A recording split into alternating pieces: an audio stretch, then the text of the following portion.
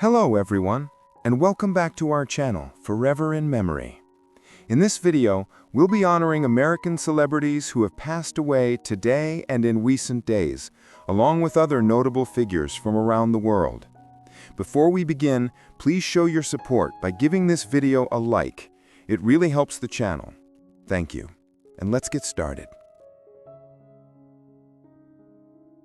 Bobby Allen, an American race car driver and one of the most respected figures in the history of sprint car racing, passed away at the age of 81. His name became synonymous with speed, determination, and relentless passion, qualities that turned him into a true legend of American motorsport. Born on December 12, 1942, in Miami, Florida, Allen developed a fascination with cars and racing from an early age. As a teenager, he began competing in local races, quickly earning a reputation for his fearless driving style and remarkable technical skills. His career soon accelerated, leading to numerous victories on regional and national tracks, appearances in major championships, and recognition as one of the most talented sprint car drivers of his generation. Bobby was more than just a driver. He was also a master mechanic and strategist, building and tuning his own cars to perfection. His innovative approach to racing inspired younger generations, and even his fiercest competitors sought his advice. After retiring from active competition, Allen remained deeply involved in the racing world, mentoring young drivers and sharing his decades of experience. His life was forever intertwined with the roar of engines and the thrill of the track, and he will be remembered as a man for whom speed was not just a passion, but a way of life. Ben Lewis, an Australian actor known for his remarkable versatility on stage and screen, passed away at the age of 46. Beloved by audiences for his captivating performances and emotional depth, he became one of the most distinctive voices in contemporary Australian theatre and television. Born on September 28, 1978, in Sydney, Ben grew up in a creative environment that nurtured his love for storytelling and performance. From a young age, he was drawn to the magic of the stage, and his talent quickly set him apart. After studying drama and honing his craft, he began building a career that would see him work in some of the most acclaimed productions of his time. Ben gained widespread recognition for his powerful theatrical performances, particularly in musical theater, where his commanding presence and rich voice brought complex characters to life. He earned critical praise for his roles in major productions, both in Australia and abroad, including celebrated turns in the West End. Beyond the stage, he also appeared in film and television, where his nuanced portrayals showcased a rare ability to blend intensity with vulnerability. Throughout his career, Ben was admired not only for his artistry, but also for his kindness and humility. He mentored young performers and remained deeply committed to the craft he loved. His passing leaves a void in the world of performance, but his legacy lives on in the unforgettable characters he created and the hearts of those who were moved by his work. Guillermo Fernández Vara, a Spanish coroner, politician, and one of the most influential public figures in the modern political landscape of Spain, passed away at the age of 66. Known for his dedication to public service and his deep commitment to the people he represented, he left a profound mark on both the medical and political spheres of his country. Born on October 6, 1958, in Olivenza, Spain, Fernández Vara initially pursued a career in medicine, specializing as a forensic doctor. His work in the field of pathology taught him the importance of justice, truth, and compassion, values that would later define his political career. Driven by a desire to serve society beyond the courtroom and the lab, he entered politics, where his scientific background brought a unique perspective to governance. As a member of the Spanish Socialist Workers' Party, he rose steadily through the ranks and eventually served as the president of the regional government of Extremadura. In this role, he focused on improving public health care, advancing education, and promoting social welfare. His leadership style, marked by pragmatism and empathy, earned him the respect of both colleagues and opponents alike. Beyond politics, Fernández Vara was deeply involved in his community, always prioritizing the needs of ordinary citizens over personal ambition. His passing represents the loss of a principled leader and a compassionate public servant, whose legacy will continue to inspire future generations. He will be remembered not only as a skilled coroner and dedicated statesman, but also as a man who devoted his life to justice, dignity, and the betterment of society. Dame Jilly Cooper, an English author celebrated for her sharp wit, romantic storytelling, and vivid portrayals of British high society, passed away at the age of 88. A literary icon whose books entertained millions and defined a whole era of popular fiction, she transformed everyday human dramas into unforgettable sagas filled with humor, scandal, and heart. Born on February 21, 1937, in Essex, England, Cooper grew up with a deep love for literature and language. After studying English and working as a journalist, she began writing columns and features that showcased her keen observational skills and irrepressible charm. This early work paved the way for her transition into fiction, where she would achieve enduring fame. Her breakout success came with a series of novels exploring the lives, loves, and intrigues of the British upper class, most notably the beloved Rutshire Chronicles. With their charismatic characters, witty dialogue, and unapologetic exploration of desire and ambition, Cooper's books became bestsellers and cultural touchstones, earning her a devoted global readership.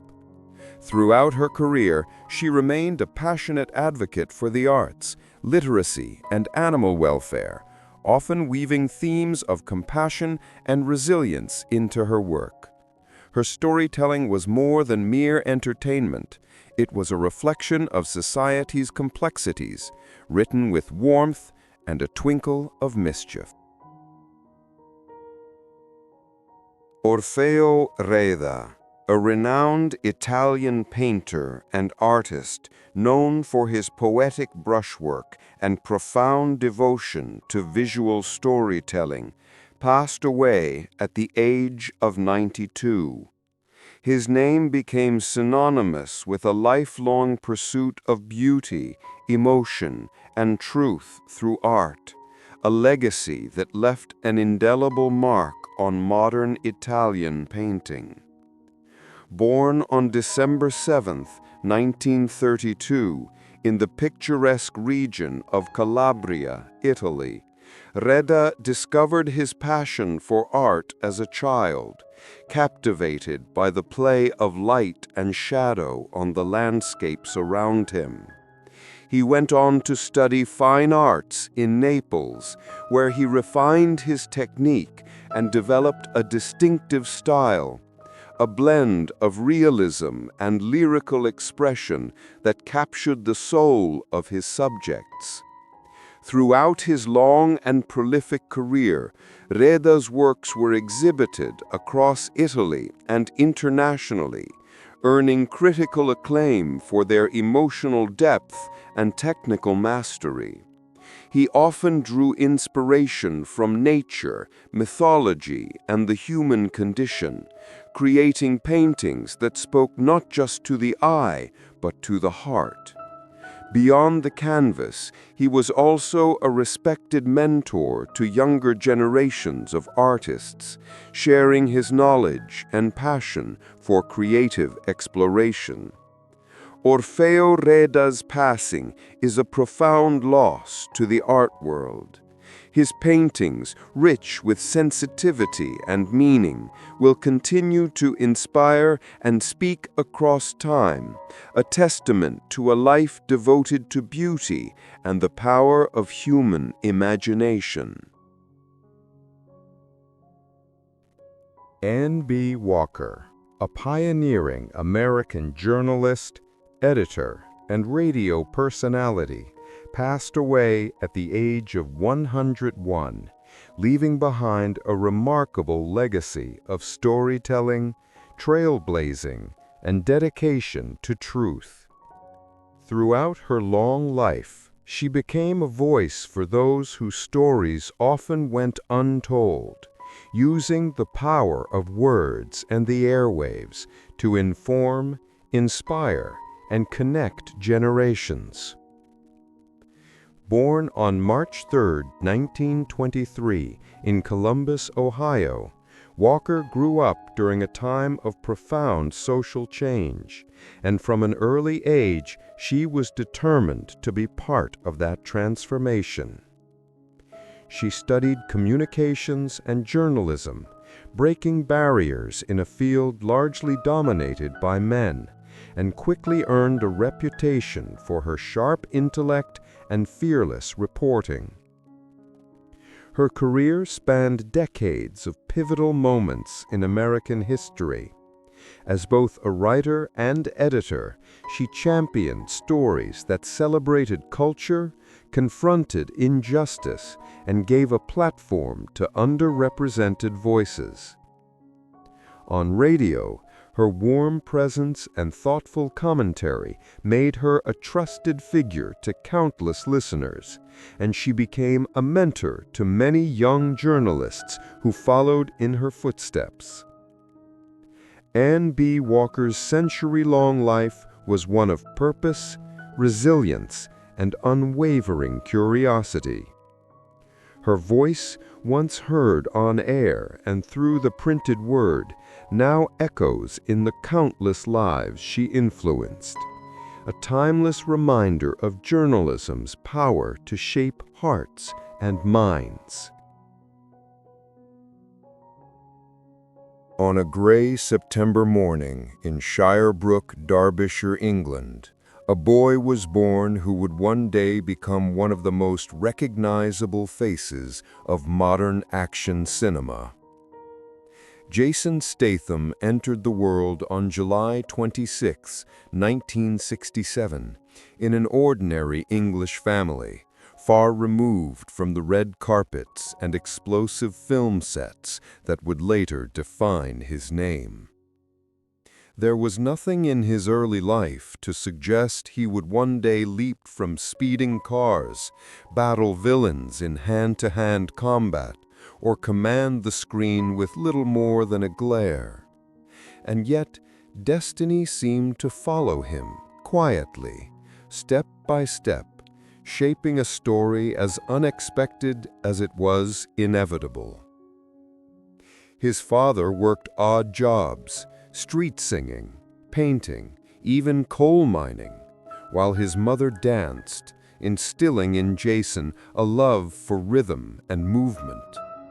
But it wasn't art or acting that first captured his heart. It was the water. As a child, he spent hours diving into pools, training his body with discipline and precision. Swimming and diving became his passion, his escape, his way of understanding the world. And for more than a decade, it was his life. Statham became a member of Britain's national diving team, representing his country in competitions across the globe. It was an existence defined not by fame, but by focus, endurance, and the silent pursuit of perfection. But beneath the surface of that disciplined life, another part of him was restless.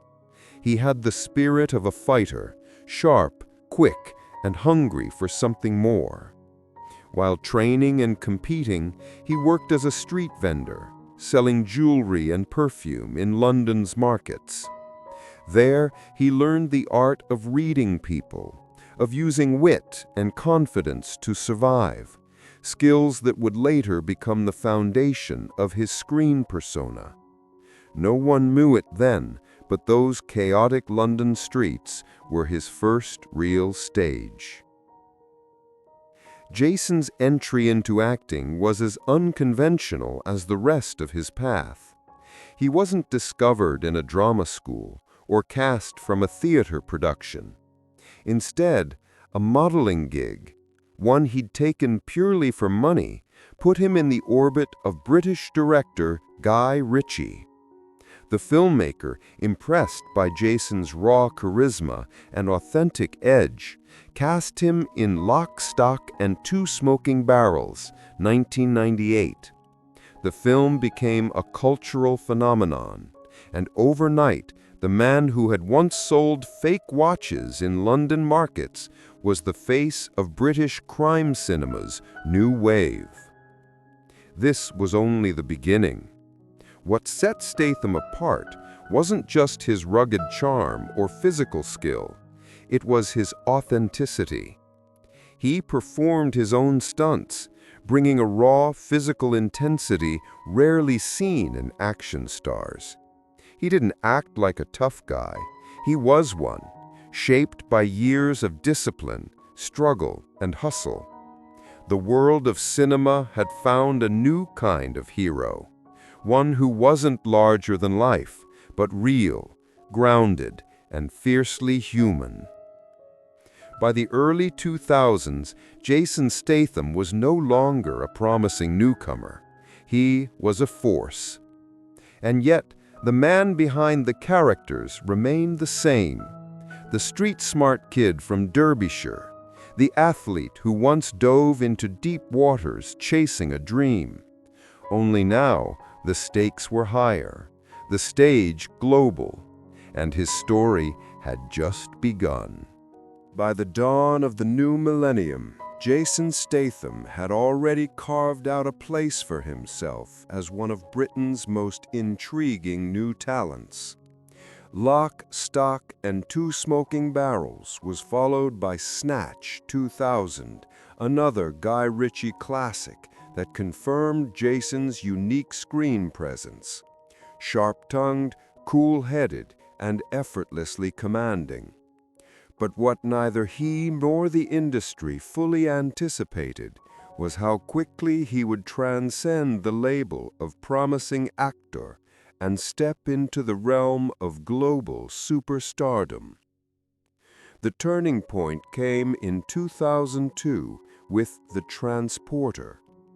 In that film, Statham wasn't just an actor, he was a revelation. Playing Frank Martin, a stoic and unstoppable driver for hire, he blended martial arts precision with a brooding intensity that audiences couldn't look away from. And unlike many of his contemporaries, he insisted on doing his own stunts, diving headfirst through car windows, engaging in brutal fight sequences and performing gravity-defying choreography with a realism that thrilled fans around the world. Overnight, Jason Statham wasn't just a British actor, he was the future of action cinema. But success was far from effortless. Hollywood had its expectations, glossy, polished heroes molded for mass appeal. Statham was different. He brought with him an edge, a rawness, a sense of danger that couldn't be scripted. He wasn't the charming, wisecracking savior of the blockbuster era. He was grittier, more grounded, more believable, and that authenticity resonated deeply with audiences tired of superhero fantasies. With films like Crank, The Italian Job, and War, Jason cemented his reputation as a fearless performer. He wasn't afraid to take risks, both physically and professionally. His performances were never just about punches and explosions. They carried weight, tension, and the kind of emotional undercurrent that made his characters feel real. Even in the midst of chaos, there was always something deeply human about the men he portrayed, flawed, haunted, and fighting not just enemies, but their own pasts. But fame brought challenges too. Critics often dismissed action films as low art, and Statham, despite his undeniable skill, found himself typecast in roles that emphasized brawn over depth. It was a dilemma he wrestled with: how to evolve without losing the authenticity that defined him. Rather than retreat, he leaned into it. He began choosing projects that pushed the boundaries of the genre, mixing intensity with humor, physicality with emotional nuance. As the 2010s arrived, his collaborations grew bigger. He joined the ensemble of The Expendables, standing shoulder to shoulder with legends like Sylvester Stallone and Arnold Schwarzenegger, and later entered the high-octane world of Fast and Furious, bringing new energy and a darker complexity to the franchise. Each role, though packed with spectacle, carried echoes of the man behind the screen, the hustler from the London markets, the diver who once chased impossible dreams. By this point, Jason Statham was no longer just starring in action films, he was redefining them. Audiences didn't come to see explosions, they came to see him, his precision, his magnetism, his unshakable presence. And as his fame spread across continents, one truth became clear. Jason Statham wasn't playing heroes, he was becoming one, frame by frame. There comes a point in every great actor's career when they stop chasing roles and the roles start chasing them. For Jason Statham, that moment arrived quietly, almost imperceptibly, yet powerfully. The man who once sold jewelry on London streets and dived for the British national team was now one of the most bankable, recognizable, and respected action stars on the planet. But beyond the box office numbers and the adrenaline-fueled set pieces, his greatest legacy would lie in how he changed the very idea of what an action hero could be.